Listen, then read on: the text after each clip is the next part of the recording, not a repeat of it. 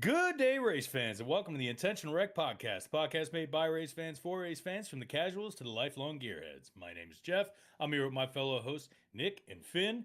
Corey will be out tonight. He's got some other things going on. We all know he will be sorely missed, but he's got previous obligations that we did not want to stand in the way of. I'm sure he'll eventually take a look at this show as we go. So, yeah, everybody, please send your comments and regards.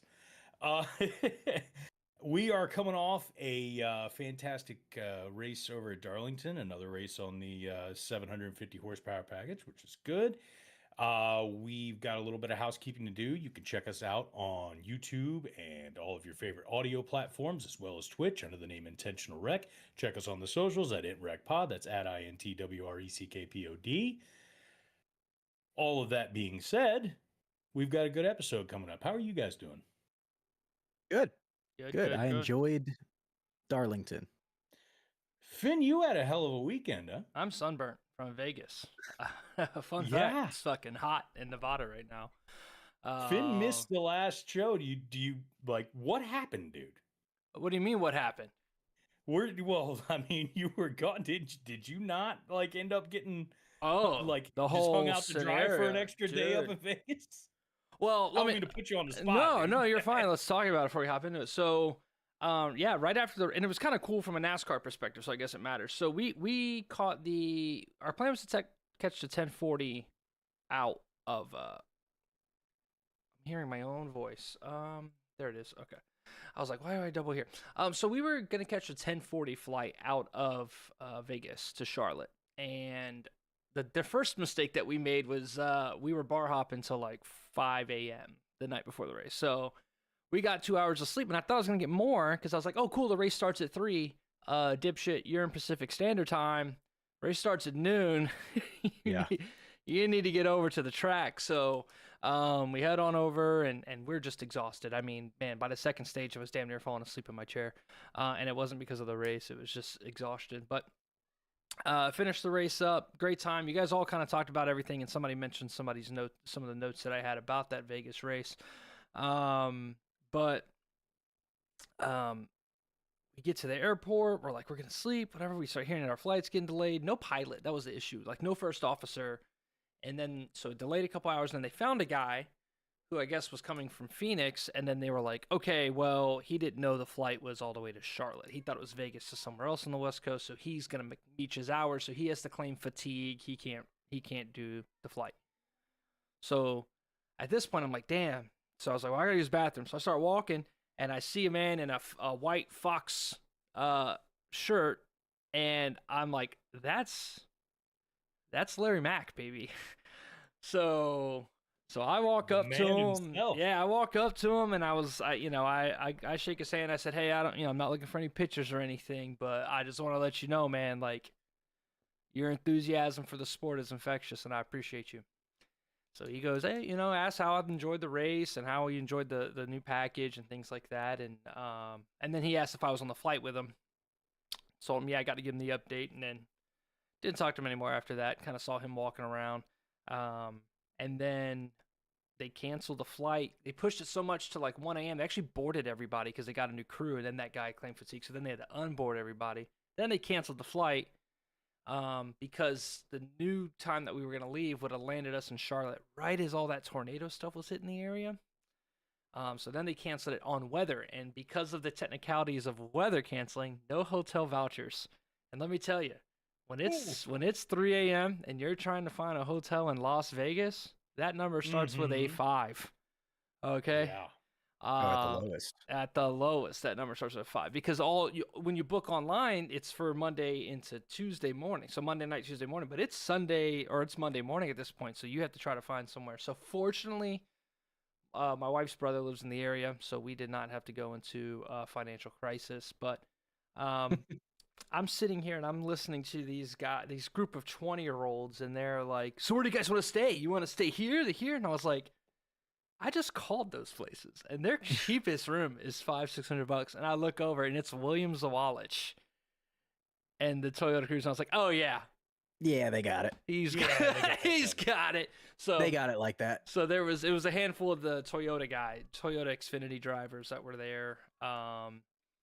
I think one of the I can't remember all because the Truck Series guys weren't there, but a handful of recognizable. And Zawalich was kind of the head of the pack. But I was like, yeah, come on, like help me out, dude. Fuck. So, but no, it was really cool.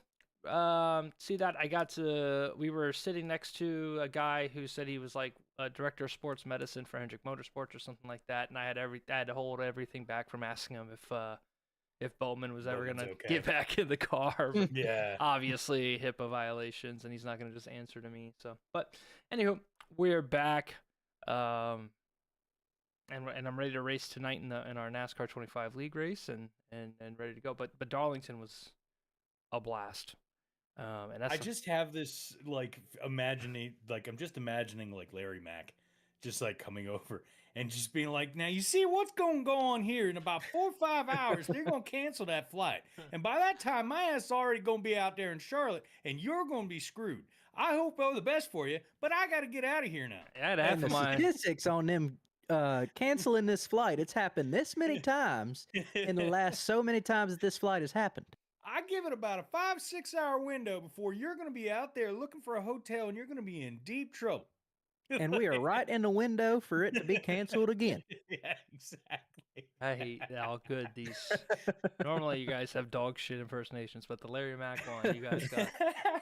Oh, I've been listening to Larry Mack my whole life, brother. Right. So, but that's he- just the voice that stays in our head. He was Yeah. a cool guy.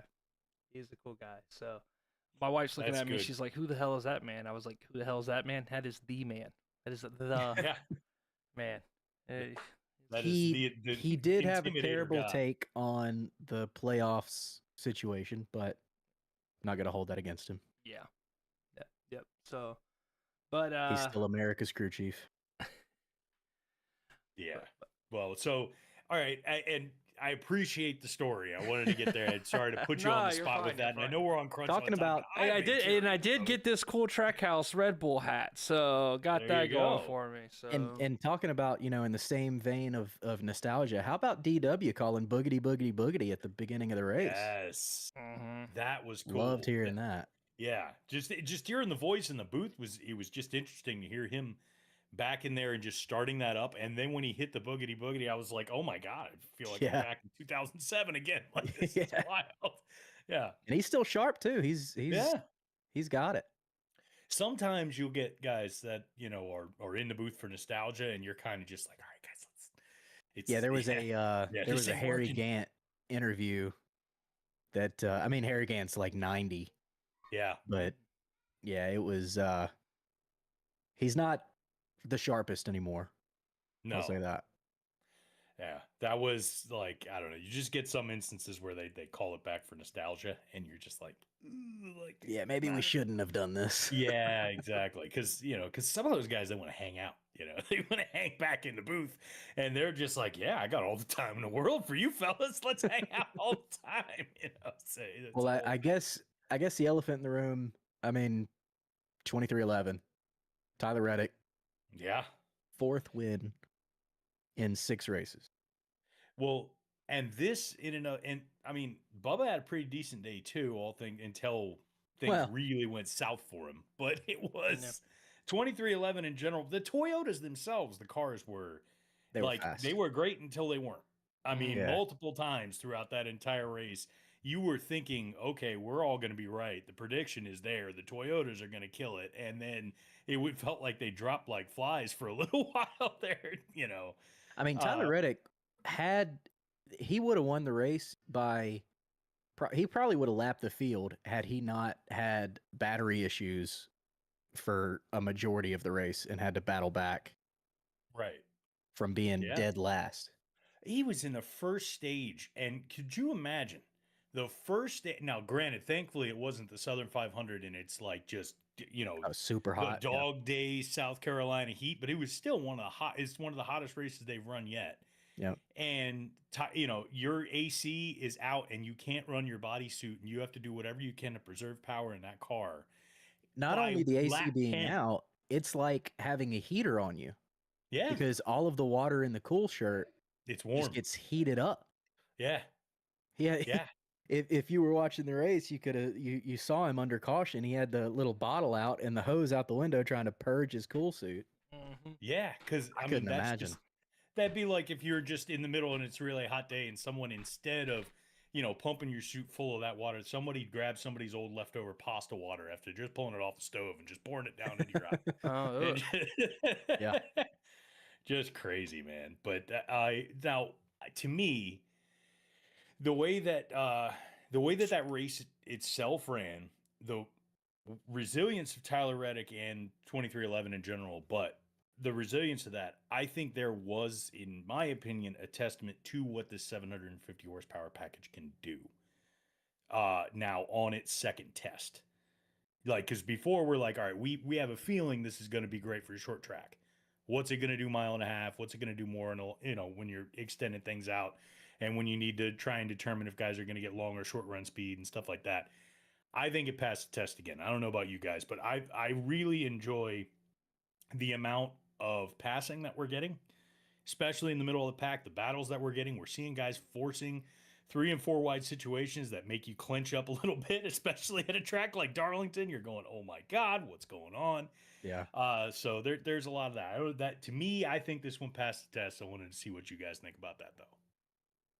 Yeah, I think it did too. I mean, this is the longest track that the 750 horsepower package is going to go to, 1.366 miles, I think. But yeah, I think, I mean, and at a place like Darlington, where it's traditionally just a 1-lane racetrack, I think we saw more passing than we've seen in the past. Even though there are some guys, okay too. Yeah, there were some guys that didn't really get it right on setup. I feel like the majority of the field hit it pretty well, except for, Tyler Reddick. He knocked it out of the fucking park. But most of the guys were competitive with each other. Joey Logano was 4 laps down on pace, which I loved. But I mean, there weren't any. You couldn't stomp on the throttle on exit. You had to wait for it to hook up on exit. There was a lot more diving it in on entry. I saw a lot more of people driving it in further on entry, but that just leaned into how much the tires wore and, how slow you had to become on a long run. Yeah, that's what I was seeing as well. That they like, because I mean, you guys tell me, because you have a little more experience in the virtual setting on running onto a track like Darlington for a longer period of time. But one of the things that got me is when you kept seeing the in-car, and you were seeing a lot of the entry into the turns, especially, I want to say it was especially going from 1 into 2. One of the things that was getting me is that it really did feel like there was a lot more room to get down lower, where, as opposed to in the past, you'd see a lot more people just trying to grip it or rip it. There was a lot more room because there was around. a lot more off throttle time. Yes. And there was, I mean, without there's a smaller diffuser, basically no diffuser, and then a smaller front valence, whatever you call it. I'm blanking on the mind right now, but less front downforce and less underbody downforce. So you had to run slower in the turns, not only to save the tires, but also because you had less aero downforce overall, which I think helped the racing. I mean, you think about like what Blaney said after the race, which is here in Phoenix was the first times that he said ever in a cup car has he ever gone on a restart. I can let you go because I'm going to see you in 20 laps. And that is exactly what you want to hear, right? NASCAR has become so, over the last 8-9 years, has become so reliant on restarts carrying the enjoyment of a race and getting those positions, and then aero blocking and just people being stuck because of dirty air, killing tires, pushing, aero push, the whole 9. I can't think of, you talked about its second test, right? The first test was Phoenix. Green flag passes for the lead. No issues. Not a single. And when I say no issues, it used to be like if you would catch them, it would take years. I mean, hell, let's go look at Vegas and how long it took Bell to pass Denny on that opening stage, despite having a way faster car earlier in that run. And that's not to say the 1.5 mile package isn't good right now, but just the difference, right? In terms of like, oh my God, it takes 4 laps. And in those 4 laps, you're just destroying your tires to even keep up with somebody. Whereas here, you know, we saw Reddick completely flying through the field and then as soon as he caught Brad, past him. No, there's no, oh, we have 3-ish laps between our tires. You can aero block. No, bye. I'm faster. Go. And that makes for just, I mean, great racing. Let's talk about like the guys who worked their way from the middle or the back to the front. We've got Hocevar, who literally started dead last, who finished fourth, flying through the field, yeah. right? And it's not like he was on 20 lap newer tires, guys. This was just an overcut.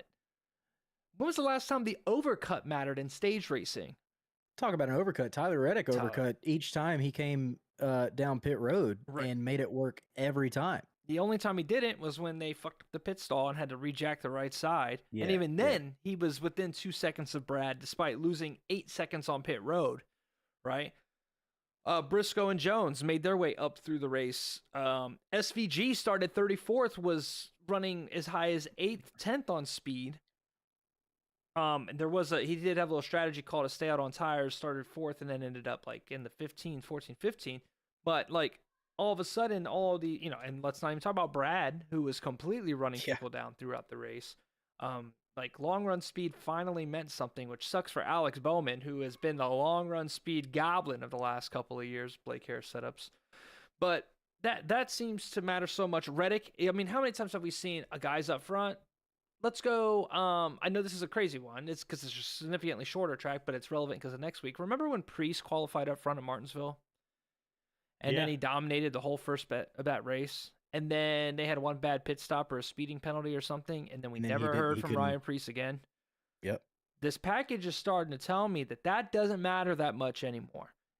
Yeah. We saw it happen to Denny Hamlin. Now, granted, it's a different package, but just in general, modern NASCAR, we're seeing Denny Hamlin got stuck in the rear because of speeding penalty. Guess what? Can work his way back up through the field.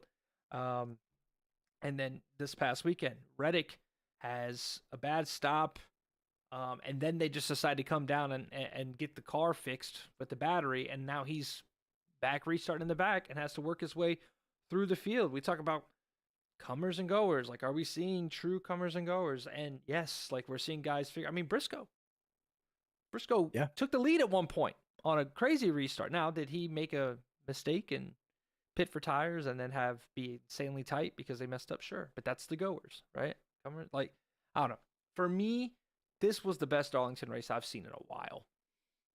I think that one of the places this is going for me is, I think if nothing else, like there are not so subtle differences that we're catching right now, but the subtle aspect of it that I think is going to continue to shine is we're going to actually really see a lot more of races are going to be dependent on what the drivers can do and their abilities, because they have more capability with a car that's going to allow them to move they're going to be able to strategize and move their way through the field in a much better way than they had in the past. To your point about the last few years simply just being holdups. You have one mistake is going to tank you for the rest of the race. One mistake in the bottom half of the first stage, and no one's going to see you again until maybe the third stage after 4 or 5 regular green flag cautions. Right. We're not seeing that so much, and we're going to see the actual ability of a lot of these drivers to be able to shine because they don't have to worry about the car as much. Dude, they're not going to be hampered by that. Hell, I'm gonna correct my statement. This is the third test. Darlington was the third test. Let's go back to Coda, where we saw SVG drive from 20th to second, third, stay out for stage points. So he starts 20th, drives through the field again, and finishes second, only to an insanely dominant 45 car. And then his teammate, a rookie, getting sponged twice. Zilich got wrecked like 4 times and still came back. And still coming back. And still almost, I don't even know where he finished, but like this package is doing a fantastic job. And as we head to Martinsville, the question is what does it need to prove at Martinsville for success, right? In your brain. I do want to say one more thing. Well, before we go, I know I asked the question. We have to shout out that there's no way Corey Heim is not a Cup driver next year after that last lap pass this week. Did you see that shit? Insane pass. Yeah. Insanely done on a, I don't know what the car's funded like, but get that man in a ride. Okay. I mean, he can make cars stick where they shouldn't be. I mean, him at Vegas, or not Vegas, him at Phoenix, Mm-hmm. and then him in Darlington just absolutely sending it. Yeah. Unreal. But yeah, to Martinsville with the 750 horsepower package, one thing that I'm looking for is tire spin on every single exit of every corner. Mm-hmm. These guys aren't going to be able to, I don't know if they'll be able to get full throttle at all in Martinsville, which is amazing.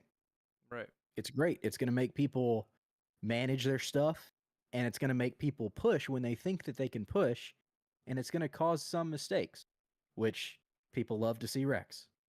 So I think that, I mean, I want the 750 horsepower package to be everywhere. Uh-huh. Maybe not the aero part at the 1.5 miles, but more horsepower fixes things, NASCAR. Yeah. Come on. Well, this is what we've been clamoring for, like the higher horsepower on short tracks is what we've been clamoring for years. Yeah. We have said for so long that that one of the main things that they need to change at the shortest tracks on the schedule is being able to allow more depth for what the cars can actually do to increase and enhance what the drivers are able to do with the car, as opposed to just capping out and running this follow the leader over and over and over again. And the only way that anything changes is when somebody decides to just, you know what, fuck it, I'm going to send it, get into somebody, cause a restart, and then that restart's going to get me my position, and then we're right back to square one again. Yeah. So that's going to be a big difference. Yeah, and I don't think it's going to be as big of a thing because we still have some issues of like how hard it is to move these cars out of the way. I'm kind of hoping it rains. Like if there's one day a race a year, I hope it rains. Pull the rain tires out with the new horsepower package. I mean, you think about how well it worked damn near racing in the snow at the Clash. I think we see some interesting things, but I mean, really think about like what were our criticisms of racing, of NASCAR going into the year was. I don't think the road courses were the biggest complaints, but obviously the short tracks and the Phoenixes and the Darlingtons, and NASCAR has knocked it out of the park so far this year. Really, I can almost stand the Fox broadcast. I can almost take it at this rate. I can almost take it. Thank God for HBO Max, but I can almost take it. I'm just ready for Amazon to get the whole season. Mm-hmm. I think that's my biggest conundrum. Is like go to the 600 every year, so I don't get to see the cool broadcast that is the 600 on Amazon. But boo-hoo, I get to go to races. So like before we like deep dive into picks, right, Jeff? I know I'm segueing, but the reason why I'm segueing for this is because I damn near want to call this next section. Finn was arguing on the NASCAR subreddit. And I need justification. I had a feeling when you were talking about, like, when you brought up pre-show notes, Finn came in here when we were just like kind of doing a little pregame before we got going, and he was like, "Yeah, people were saying this and people were going that." And I'm like, I didn't hear any. I have many. I must have been on Reddit again. I'm always. You will find me arguing in the depths of Reddit, and two things have kind of. If you know his username, you can see him almost. At least weekly, almost every other day. Consistent, yes. So arguing about NASCAR to some extent. The first argument I got into was the definition of comers and goers. Some guy was like listing the where people finished and where their average running position was, and he claimed there were no comers and goers at Darlington. And that made me want to bang my head against the wall. What would you define as comers and goers, Nick? Would you define it as did their average running position as an arbitrary stat? I wouldn't take average running position into account at all. Yeah. I would say, where did they start? Did they start in the 20s? Okay. Did they get up to the 10s? Okay, cool. Then they're a comer. Right. Did they start in the 10s? Did they go back to the 20s? Okay, they're a goer. Right. Did they go from front to back to front? Okay, they're a comer and a goer. Right. You know what I mean? Yeah. It's just a little bit of movement. Could you fucking pass is really the question. Yeah. If you figured something out, could you get to the front of the race? Chase Briscoe we saw could happen. Yeah, Briscoe spent most of the race in battling up through the teens, barely made the top 10, and all of a sudden he won on speed. where does that come from, right? Like that's the And definition. he also finished 12th, so he was, he wasn't he up fell front off the whole fell time off like either. a rock. They He made a fell bad off. adjustment, fell off like a rock, got too tight, couldn't even work. Guy Gibbs Obviously, started 28th, finished right. 6th. Right, Gibbs flying through the field. I think in his brain it was like, well, he had speed the whole race, so he's not a come. No. It's like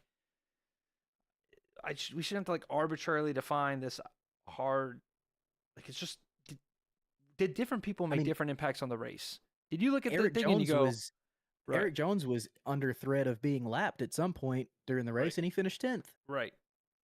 Same deal. I think Hamlin. Well, Hamlin had a SVG tire was go a lap down at one point, I believe. Yeah, was a lap down. Finished 14th. Yeah.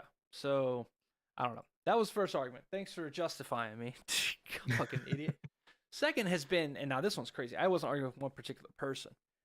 So it was the idea that the 1.5 mile intermediate package, and really the package is the best it's ever been. And I see that, and I don't necessarily think that's a horrible take to have. I personally don't think it's the best it's ever been, but I would say it's top 2. It's up there. What we're seeing right now, especially with what we just saw at Darlington, it's up there, right? Yeah. But then I see people that are like losing their minds, and I think part of it has to do with the Reddick dominance, right? Four winners, and it not being a Hendrick. Listen, we're Hendrick guys, but our Hendrick boys bitch so goddamn much every single time they don't win a race or dominate or something. Yeah. And then we even talk about Corey, who popped in late in that race and was like, "Give me a caution, give me a caution, give me a caution." Is my question to you guys: has TikTok and the goldfish memory ruined NASCAR fanship and our desire for short-term gains? Pretty soon, NASCAR is just going to be a bunch of like 15 lap races for short form content. Right. Like that's all it's going to be. Now I'm picking on Corey because he's not here, but like that's the reason stage racing exists.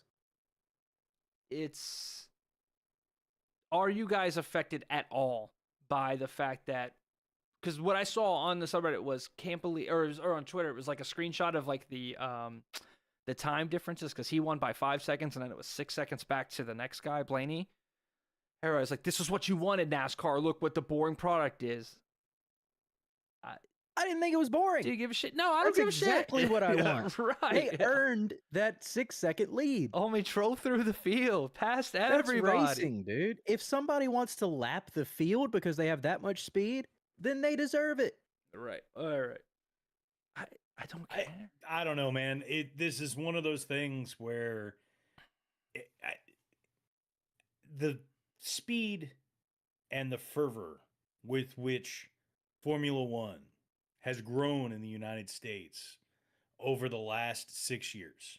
A lot of people say, "Oh, Drive to Survive did that," but still, we're talking about a sport that in the United States just signed that huge TV deal with Apple TV that still has we're talking about a sport that gets all kinds of publicity that 10 years ago it was not getting. We're talking about that, and Formula One is a sport that even here is regarded as one of the is peak in the world as far as motorsports is concerned. And we don't really yes, we hear the arguments when people say, "Oh, it's so boring because this driver wins this many races." Okay, fine. Granted on that one.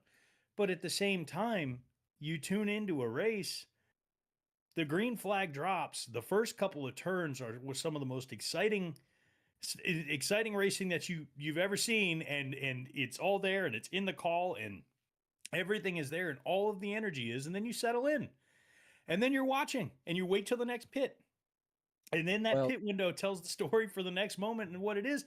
But we're not hearing people just going, "Well, this shit sucks. This is what people wanted. This is a dog shit product. This is awful." People are going, "No, like the greatest are doing what the greatest can do. The greatest engineers, the greatest teams, the greatest drivers are doing what they got to do." Like, why do we not want NASCAR to move up to that? This is another detraction that I have with the Fox broadcast.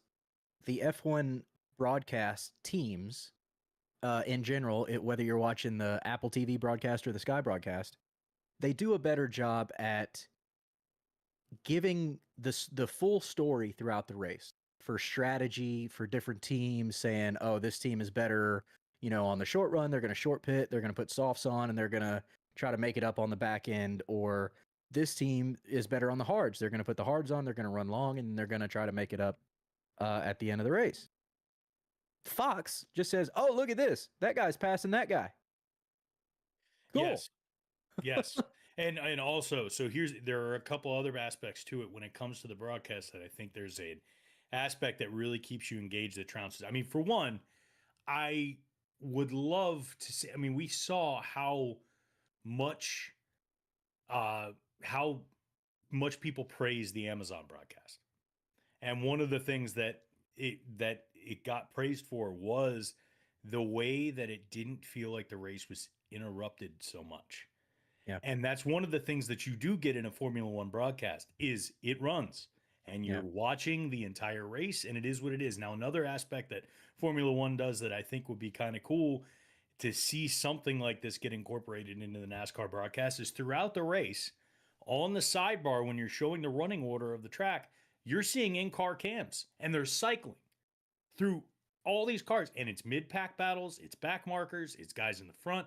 It's a little tiny window, and it's someone on the front of their in-car cam moving around the track. And you're watching the race at the same time, and it's not this like side-by-side view. It's just a little piece that's part of the overall thing. I think that would be really cool to get something like that going where we've got 2 or 3 cars battling it out somewhat in the middle of the pack, and you're cycling through 2 or 3 car cams in a little window over on the side where you're showing the running order, and you're seeing these guys battle, and they're back and they're forth and they're back and they're forth. So you kind of get what Finn's view is on a race day, where when you're watching HBO and you have one screen showing you that, and you have the race that's showing you that, but one's not taken away from the other. That is easier for get you in the F1 broadcast to do because of the lower car count. for sure. But yes, I mean, You get what I'm saying. Battles throughout the field, Fox rarely talks about. They talk about their few drivers that they touch on every single weekend, and that's about it. And you'll hear Clint Boyer say somebody has a hot rod. Kevin Harvick will almost put you to sleep, and then Mike Joy will talk about some kind of history, and rinse and repeat. I will say this: I have no sympathy for anybody who watches a race and then goes, broadcast sucked and I didn't enjoy it because of the coverage. You have all of the tools. All right. It's not like 2007 where they dropped that like thing on NASCAR.com where you could click a driver and it would show like a virtual part of the car and it would just kind of show you where they were on the track, but it was and their lap times, but it was always delayed and it never worked because NASCAR hasn't optimized their website since they made it. And it's still dog shit. But like, it's not that. No, you have for, obviously subscription money. But I honestly think if the decision is between having HBO Max or having cable to watch the race, HBO Max for a NASCAR perspective. The tools are there. Every car, every driver, live radio, NASCARcompanion.com. You should not be missing anything. All you do is go look at NASCARcompanion.com and see, oh, this person's up 12 spots since the restart. Let me watch them. Click to their in-car cam and go. Now, if you tell me, but Finn, I just want to sit back and watch the race on the big, cool, fine. But you made that conscious choice, so don't bitch about having to deal with Kevin Harvick. That's a you problem. Well, we can still bitch about it. Well, I'm not saying that. I expect them to hold them to a certain standard because that's the other thing is like, I like to go to the bar and watch sometimes. But I get your point. Do something like that. Yeah, I get your point about don't judge a race by the broadcast. That's a big one. That's a big one. Guys going. That's fair. Yeah, guys that's go. Fair. Yeah. Now, if you say, hey, I had to watch Fox and they were dog shit, sure, fine, whatever. But don't tell me the race sucked because they didn't show anything or the action sucked or they all just got strung out. But I also realize I'm dealing with like 50 to 60-year-old rednecks on the NASCAR subreddit, so I got her in Twitter. So these guys, most of the NASCAR fandom are older gentlemen who do just want to sit back in the lazy boy and turn on the TV and say, "Hey, show me a race." They're still watching on standard definition. On they got cousin Carl holding up the fucking antennas. They got their CRT in the living room. Finn, I would also say somebody could also argue back at you and say if you wanted to have a better time, don't argue with people on Twitter during and after a race as well. So Yeah, there is you could that. save yourself a lot of headache just by not arguing It's with people on the internet. either argue people or go into the Intentional Reg podcast Gen chat and listen to Shanzi get mad on about iRacing, and I just beat my head against the wall every time. So, but Yeah, both are. I was gonna say you do both. I do both. Shanzi, me and Shanzi were getting into it earlier because he was talking. Well, not really getting into it, but yeah, Shanzi got into a wreck, and I felt it was 60% his fault. He felt it was 100% the other guy's fault, and we had a little jibber jabber. It's a good time. Good time racing with the boys, though. Everybody's doing good. A lot of racing, a lot of wins. The community. Yeah, Community the aspect community has is been good. great. Even seeing like JJ Franken and Dille C-Place getting those late light runs in. We got a race here, obviously, in about 45 minutes. So, NASCAR 25 League, the whole community's been fantastic. Super excited with where it's going. Only 4 more races in the season. Yep. Quick IWP iRacing team update, Jeff. We have won the last 3 races in the Smoky Mountain Racing League. Ooh, yep. Okay. And the first win by yours truly. Now, if anybody asks, it was the most glorious race of all time, and definitely not a complete 28 caution shitter at Nashville, in which I only won because I beat one guy on a restart one time and then got to aero block everybody. However, a win's a win. I brought it home. The K-pop Demon Hunter Chevrolet has a win, and yeah, we're dominating, #1 team. So IWP showing out in the iRacing world. I gotta tune in on one of these. Oh yeah. Well, make sure to look for the 95 next week at Atlanta. Definitely didn't get suspended. Yeah. You're a little Kyle Larson on the track, a little Kyle Busch on the mic. But no, the broadcast just got their feelings hurt, and the broadcast should not have that much say in a racing league. So, but we're good. Nick's gonna spot for us at Atlanta, and then he'll go win Pocono and win 3 races. I'm gonna be racing my own thing. He's gonna be doing officials. Is there an NIS on Thursday? Back. No, you're coming back. Come on, lock in, baby, lock in. At least come back for Pocono and beat him, or wreck him, and then we can all leave after you wreck him. All right, so NASCAR 26.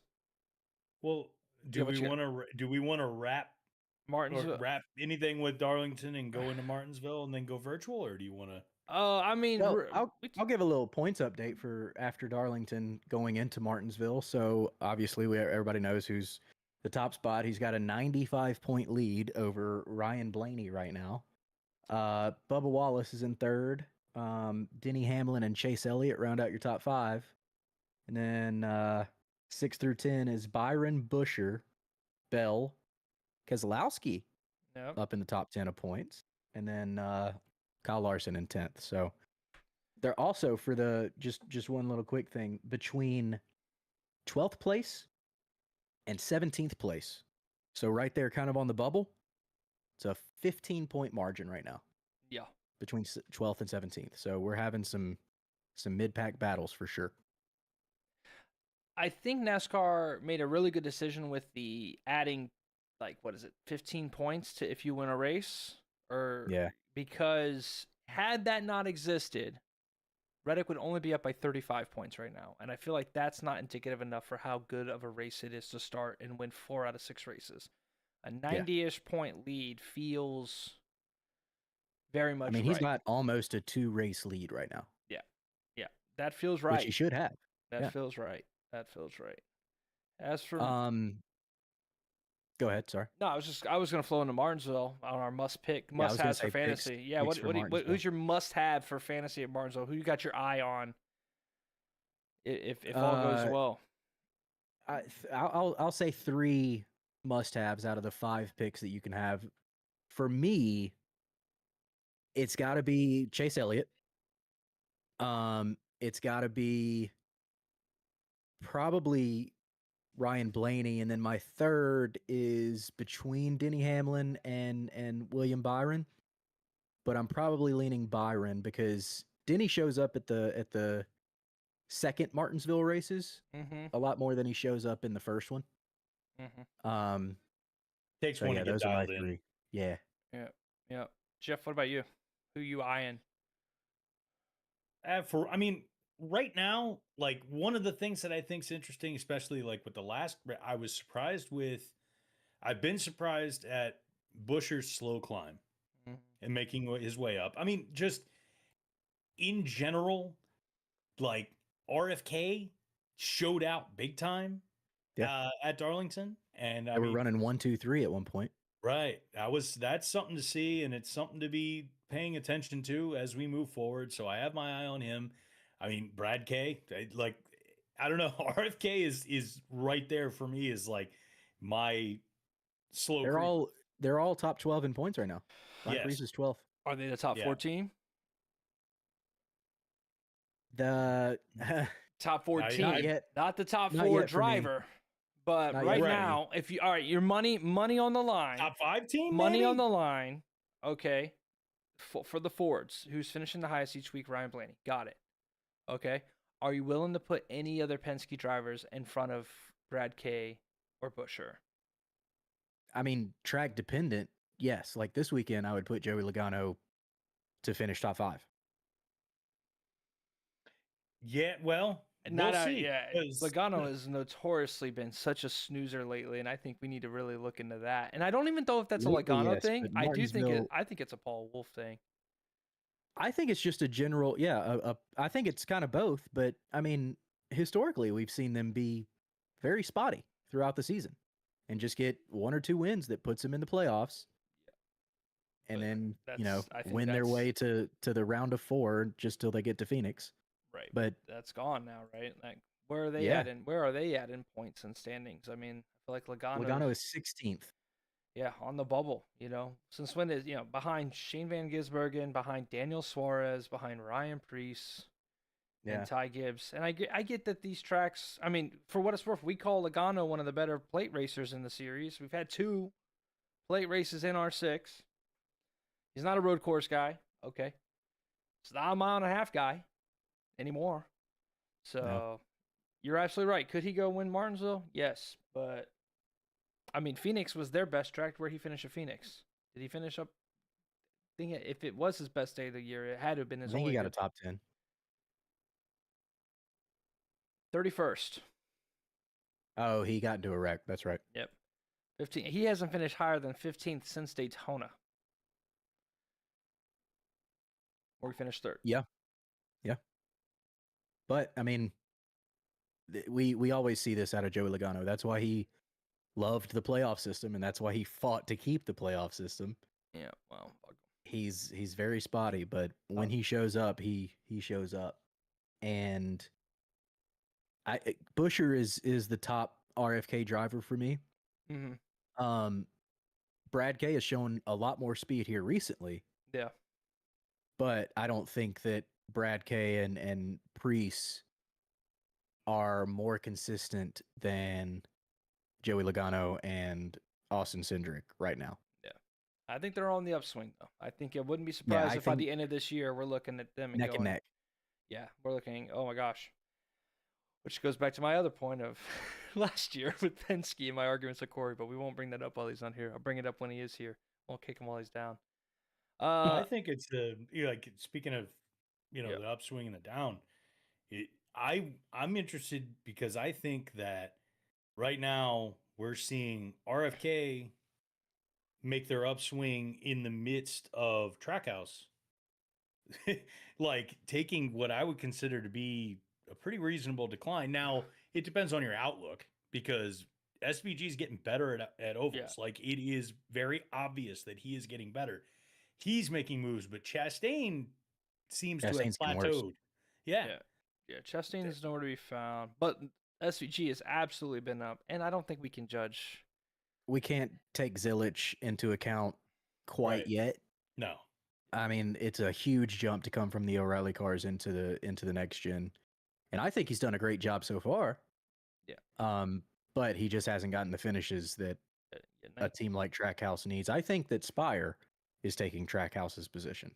That's a good point because that's another team that is on an upswing in a way that if you weren't really paying too much attention, as far as like some of the changes or some of the moves, you would be sitting here watching this going, what? Really? Yeah. Huh? Spire? Really? Yeah. That team? And no, if you've been watching throughout this entire season, Spire's just been slowly creeping up on everybody. Suarez looks much better with Spire than he did with Trackhouse. I'm shocked, man. That's Me one too. that shocks me. Yeah. I thought Suarez was done. I'm not a Suarez fan, but damn, he's driving that car. I mean, they're 13th, 14th. So Hocevar's 13th, Daniel Suarez is 14th, and Michael McDowell is 17th in points right now. Mm-hmm. So they're all, Yep. I mean, 2 out of the 3 are higher than any Trackhouse driver. Yeah. I mean, who would have thunk it? Yeah. Well, Finn, who did you say your must picks for? Yeah, I think my must picks are going to be Priest and Wallace. I think Bubba has been really, really good at Martinsville in the past, especially when we were on the higher horsepower package before the next gen. And I think that he settles back into that. I don't think it's anything to sleep at how good he has been. It's just Tyler dominating, and then Priest is the short track specialist. And I'm interested to see how that works now with the horsepower mattering. So those are my 2 guys to really throw on your fantasy lineup, because you only get so many Priest weeks where you look at Ryan Priest and go, oh, I'm putting him in the fantasy lineup, not the garage. This is one where I put him on the starting 5 for sure. Yeah, I can see that. Mine, like, for me, as far as like my must goes, just because I'm expecting, just considering where their teammates are, considering the way everything else has been going, I've got my eyes and will be adding to my lineup Chris Bell and William Byron. Yeah, those are easy picks at this track, especially with how Bell dominates at these styles. Exactly. I mean, and at this point, like, Bell's not doing bad. He's 3 top 5s, 3 top 10s. He's, consistently doing what he's got to do. But at the same time, he's kind of been under the radar, though. Okay, cool. So you're seeing that vibe as well. Yeah, he's been very, very quiet. Yeah, and that's what I'm saying. And we've seen William Byron when he's gotten when he's found clean air, or he's found his way up to the front at Martinsville, he is very, very, very stingy about giving it up. Oh yeah. So that's where things are going to get interesting, and I'm those are the 2 that I know I want in my lineup this week, because I have a feeling they're going to show out. So sleeper possibility maybe Ty Gibbs, just with his he's been sniffing, but I don't know if Martinsville is the place. I think he's going to get shoved out a few times at Martinsville. I don't think he's not in a place as a driver right now to be able to move people and get away with it. Yeah. But that win is coming. 4th, 5th, 6th. That's where he's been lately. Yeah, his last 4. He's got speed. 4th, 5th, 6th. That is crazy good turnaround for Ty. So, NASCAR 25 League update, points-wise. We have a new leader in points. Dense Fog overtook the lead. He's got 4 points over Snugs. And then it's JJ Franken. Yep. Is P3. P4 is yours truly. And P5, if I can find it here, is not Frontman Finn. Dinger Magic. So Dinger Magic is in P5, which he was P10 coming into the playoffs. He's had 3 very good races back to back to back. Yep. So he is definitely on the upswing. Yeah, certainly a late and bloomer. we're at Kansas tonight. So I think that's their home track. Maybe. I feel like it's their home track, or they Midwest boys. They're definitely Midwest boys. Their home track might be Worldwide Technology. Actually, it's one of the 2. Ugh. Honestly, let's be real. All of those states are a blob, and I just assume they are all the same. There's no difference between the the 2, between Missouri and where's Kansas? Is Kansas in Missouri? Is that, I don't even fucking know. They're all the same. Kansas is in Kansas. They're all the same. So your NASCAR Finn has 26. just angered the entire Midwest just now. No, you know. I mean, so Right. we've had a very successful, about as successful as the season could go. And let me hype up some things that we got on the pipeline, and then talk about what we want as an admin group, maybe from 26. So get your brains going. That's the topic: is what could NASCAR 26 do and iRacing do to help us make the league better next year? What would you want on your wish list? All right. Update 1. So we are going to have a NASCAR awards. So you will see a poll come out. I ask you to answer honestly, truthfully to those things. Try to keep memeing to a minimum. We would like to award everything. You see a ton of fun categories as well as serious categories like best teammate of the year, best driver of the year, cleanest driver of the year, not cleanest driver of the year. Just opportunity for you to highlight your league makes, poke a little fun at it, and then we will present those on a special stream after the season, after we have awarded our champion, our first inaugural champion. Next is going to be, after this, we're going to be having a probably a little bit, maybe a couple week break or something as we put it all together, and then we're going to get back into the swing of racing. We're going to have probably a truck and ARCA series combined. So we'll alternate weeks, truck, ARCA, get some fun tracks, get Rockingham out there, get Lime Rock, get Lucas Oil, get some weird tracks and maybe some easier to handle cars. And then we're going to prep for NASCAR 26 as that comes out in the fall. So that leads to my question, fellas. What would you like to see in NASCAR 26 that you think would make the league better, or at least help us make the league better? Actual league matchmaking, Sure. and tracking of finishes, and some kind of standing system, and just data, honestly. Yeah. I think the ability to look at results, holy shit, results of a race afterwards would be elite. I don't care for standings because we do drop weeks, so that gets calculated on our own anyways. Well, I'm just saying generalities that would help. Right, like the history, things like that. Jeff, anything in your brain?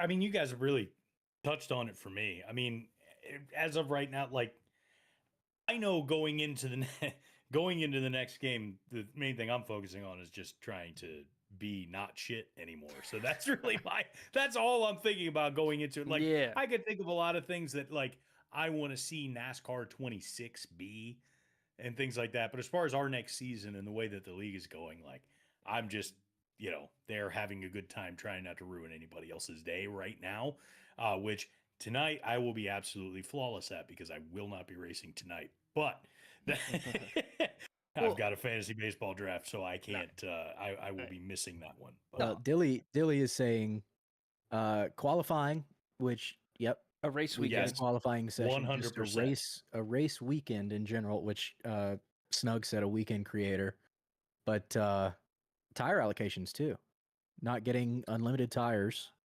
Yeah, anytime you want to come down, I would hope. Tire outcomes.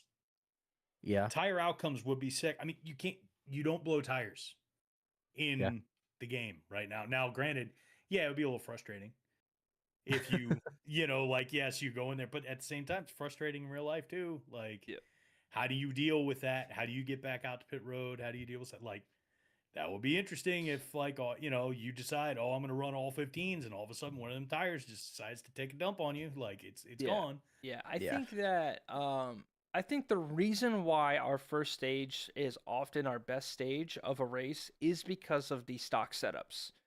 I think everybody gets so used to throwing the 15s on the tires, cranking the wedge down, and then running what they think is qualifying laps. And the problem is there's just no respect. They think you're fast. You want to get to the front. Whereas when we come out on that first stage, everybody's on a kind of a slower, easier to handle setup where speed, raw talent will matter. But it's not about throwing it on there and being 4/10 faster. Again, speed and speed with each other is all contextualized to what setup we're running. And I really wish there was a way to limit that. But I think you're right with the restrictions. Tire allocation, length, right? I hate that the difference, like, it's either 25% race or 50% race. I'd like to choose how many laps I'd like to choose at what stage. Maybe we just do one stage on a race. So we like how we have in the iRacing. Like I'm a big fan of that. One stage to get the points, reset everything, get your adjustments in, and then maybe we're going for a good 80-ish lap run. That could really make things a little bit more strategy based.